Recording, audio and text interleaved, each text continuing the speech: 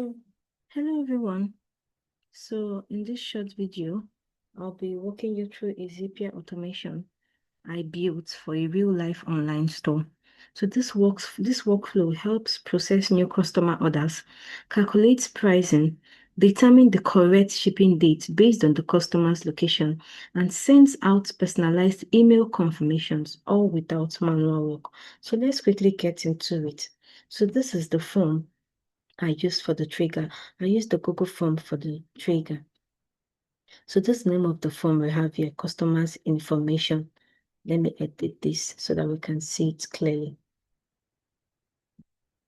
Okay, so this is the name of the form, which is the customer's information. And then I use the formatter by Zapier to separate the full name so I can get the first name, because I use the first name to map the email that is going to be sent. So that is why I separated the first name from the last name. And then I used delay by Zapier to add a short pause before continuing the workflow. This can be helpful if you want to give time for other systems to update or simulate a natural delay in response. So in this case, I used a simple 1 minute delay to demonstrate the future. As we can see a delay for 1 minute. And then I went ahead to use the formatter by Zapier for the price calculation. I used it to calculate the total order amount. The automation adds price 1 and price 2 from the form submission and stores the results. This removes the need for manually calculate totals and ensure consistent pricing for each order. So as we can see here, we have the price 1 and the price 2. It's calculated together. So let me show you the output. So as you can see here, it's calculated together and it gave us this output right here. And then I came to this place and I used the part. So I splitted it into 3 parts. This part is for the orders from the United States. This part is for the orders from Canada.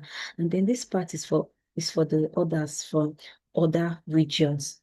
So I use the part by Zapier to apply different shipping logic based on the customer's country. Each part handles a specific condition, Canada, United States, or other, and processes the order accordingly. This helps personalize the email content based on where the customer is located. So this is the United States. So let's see the filter I used for this part. As we can see here, I said only continue if country contains United States. And then I went ahead to use the formatter by Zapier to add 3 days after the order was made. So I said in each part, I used the formatter by Zapier to calculate the estimated shipping date. So for example, if the customer is in Canada, the system adds, so if the customer is in United States, the system adds 3 dates to the transaction date. So as we can see here, date of transaction is 18/7/2025. So I added 3 days to it. This is the format of the date I used. Now let's continue to see if this date will be added. Let's see the output. As we can see here, this is the output. It was 18 then plus 3, which gives us 21. So let's quickly go into the email I sent. So this right here is the email I sent. So this is the name. This is the first name. That was why I used the separator in that other step. So this is the first name. And then I marked the necessary field I'm supposed to map. This is the item, the customer order. This is the item 1. This is the item 2.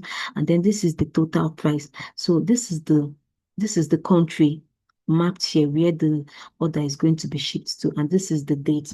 And then for here, this is the email. So for the second part, which is Canada, they said only continue if country contains Canada. Now I added 7 days to the shipping date. As you can see here, date of transaction. Date of transaction is right here. So I added 7 days to it. This date of transaction 18, so plus 7 days. Now let's see what our output is going to be. As you can see, the output gave us July 25, 2025. Now I also sent the email to this customer. I mapped the fields. Now let's go ahead to look at the last part. So for this last part, I added 1 month. Sorry, then this is the part I said only continue if country contains others. So for the formatter by Zapier, I added 1 month to the date of transaction. So which means the final shipping date is then formatted nicely to look like this. So this here is the date 18. plus 1 month. Now let's see what the output is going to be. As we can see here, plus 1 month give us August 18, 2025. And this is also the email I sent to the customer with the details mapped out accordingly. Now let's run this as a live, let's run this live test and see what happens. So this here, let me show you the email we are going to be using to receive this email. So you can see here, we have nothing like that here. So let's quickly run the live test and see what happens. So let me put the name. Let me just use any random name. So this is the name we're going to use. This is the email we're going to be using for this live test. This is the email. And then let me pick a date. I'm going to pick this date, which is 18th, which is today. I'm going to pick my item. I'll pick the headphone and the AirPod.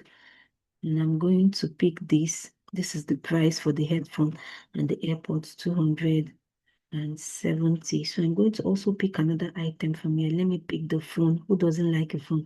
And I'm going to pick an iPad. So these are the prices for those items. So I'm going to choose a country.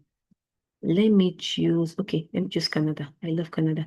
So let me submit. Let's see if we're going to get an email. Let's quickly check if we're going to get an email.